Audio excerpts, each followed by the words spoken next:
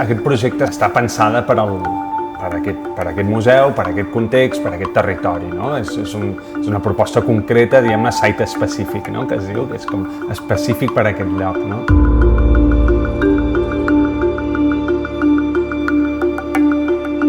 L'exposició és un escenari, no? per plantejar reflexions, preguntes, no? I invitar el públic a explorar, a preguntar-se coses relacionades amb com les institucions culturals i els museus, no?